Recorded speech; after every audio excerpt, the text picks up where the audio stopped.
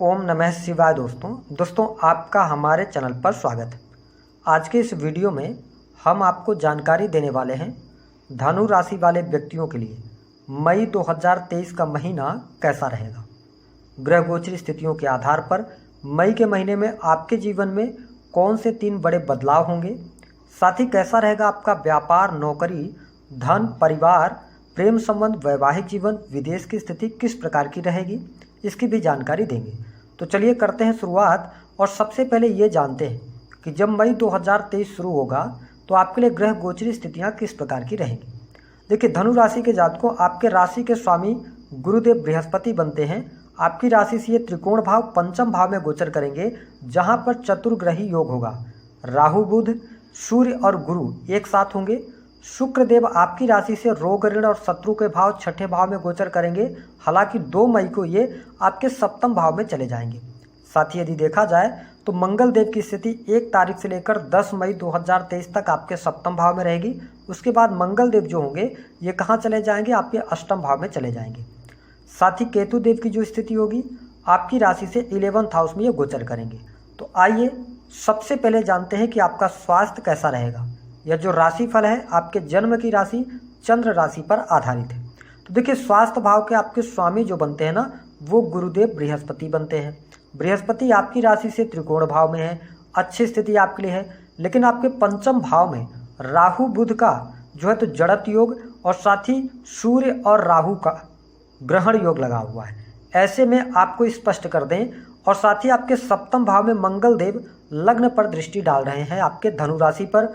गुरुदेव बृहस्पति की भी नवम दृष्टि आपके लिए है। तो अगर हम देखें तो 1 तारीख से लेकर और 10 मई 2023 तक आपका स्वास्थ्य अच्छा दिखाई दे रहा है। स्वास्थ्य संबंधित तकलीफें नहीं रहेंगी।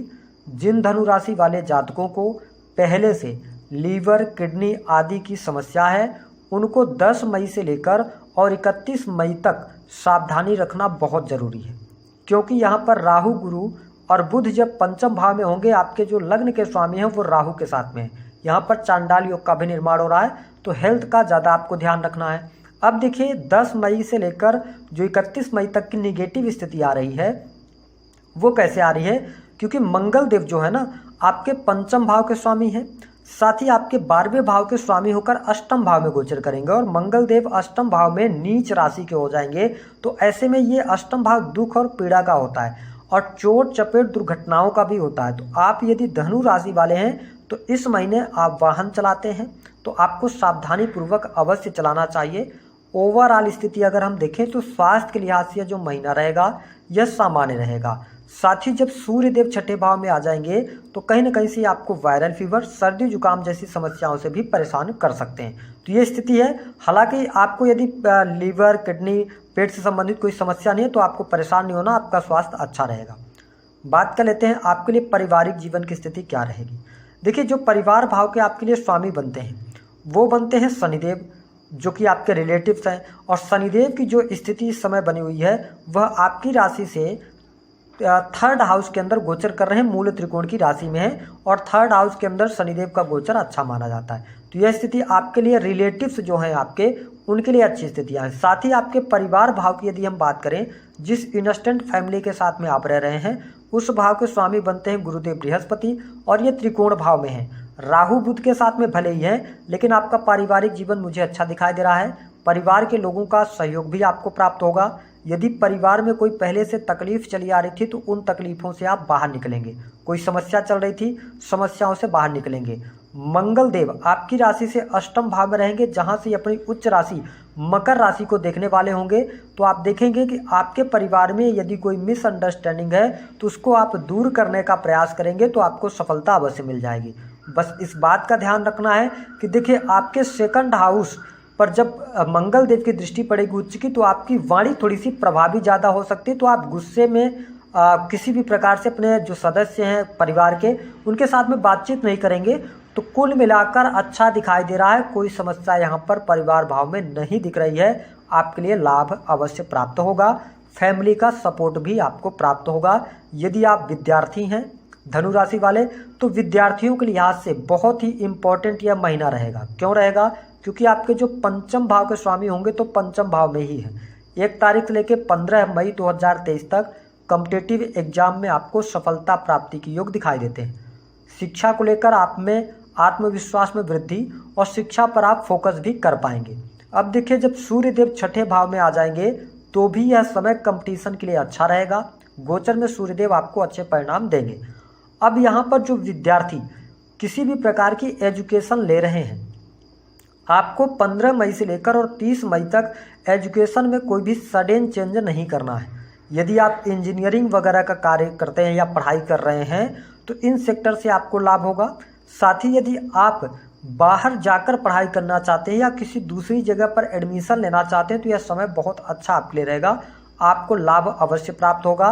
देखिए, राहु बुध का जड़त योग भी पंचम भाव में बना हुआ है, तो जो धनु राशि वाले स्टूडेंट हैं इस महीने में लाभ आपको पर्याप्त मिल रहा है। शुभता आपको अवश्य मिलेगी, कॉम्पिटिटिव क्षेत्र में सफलता मिलेगी, लेकिन शर्त एक रहेगी कि आपको भ्रमित नहीं होना है और जल्दबाजी में आके अपने कोर्स में सडन चेंज नहीं करना है। अगर आप ऐसा कर पाते हैं तो आपको लाभ अवश्य प्राप्त होने जा रहा है। बात कर लेते हैं आपके लिए कि किस प्रकार की स्थिति रहेगी प्रेम संबंधों की। देखिए, प्रेम के मामले के लिए जो धनु राशि वाले जातक हैं, यह महीना आपके लिए अच्छा रहेगा। प्रेमी प्रेमिकाओं के बीच में बातचीत अच्छी रहेगी।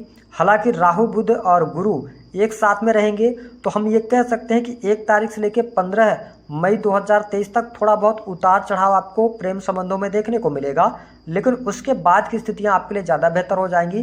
साथ ही आप देखेंगे कि राहु देव पंचम भाव में गुरु के साथ में है, तो आपके जो प्रेमी या प्रेमिका हैं उनको पाने के लिए आप हर प्रकार के प्रयास करेंगे, ऐसी स्थितियां दिखाई देती हैं। साथ ही आप अपने मन की बात किसी को कहना चाहते हैं तो यह महीना आपसे कहलवा देगा ऐसी स्थिति, क्योंकि आपको प्रेम को लेकर आपके अंदर डर और भय नहीं रहेगा।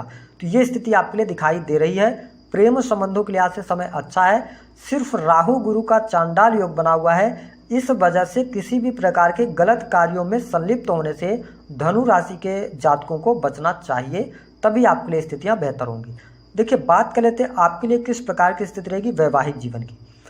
वैवाहिक जीवन की स्थिति के लिए यदि हम बात करें तो आपके सप्तम भाव के स्वामी जो बनते हैं वो बुध देव बनते हैं और राहु के साथ में। साथ ही शुक्र की स्थिति आपके सप्तम भाव में रहेगी, तो दाम्पत्य जीवन कुल मिलाकर अच्छा दिखाई दे रहा है। जीवन साथी का सहयोग आपको प्राप्त होगा, आपके जीवन साथी को लाभ प्राप्त होगा। अब देखिए, अष्टम भाव के अंदर मंगल देव की स्थिति है जो कि नीच राशि में है और आपके ये जीवन साथी के हेल्थ पर खर्च करा सकते हैं, आपके जीवन साथी के स्वास्थ्य को गड़बड़ कर सकते हैं, या ससुराल पक्ष से कोई न कोई आपके लिए बातचीत होने की संभावना है, या ससुराल पक्ष से अनबन हो सकती है।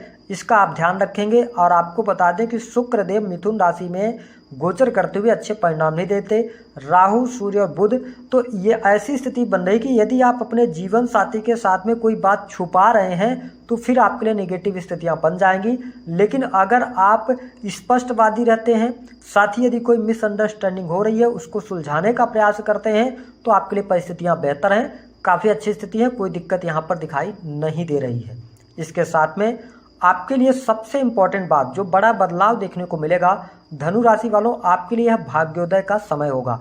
करियर के मामले में आपको ऊंचाइयां प्राप्त होंगी। यदि आप किसी भी प्रकार की नौकरी कर रहे हैं तो नौकरी के लिए समय बहुत अच्छा है। सरकारी क्षेत्र से जुड़े हुए हैं, आपको बहुत अच्छा लाभ मिलेगा।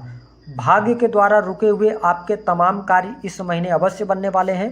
साथ ही पैतृक संपत्ति से जुड़े मामलों में आपको शुभता देखने को मिलेगी। धर्म कर्म के प्रति आप में रुचि बढ़ेगी। आप इस महीने धार्मिक यात्रा भी करते नजर आने वाले हैं, ये स्थिति आपके लिए बेटर है।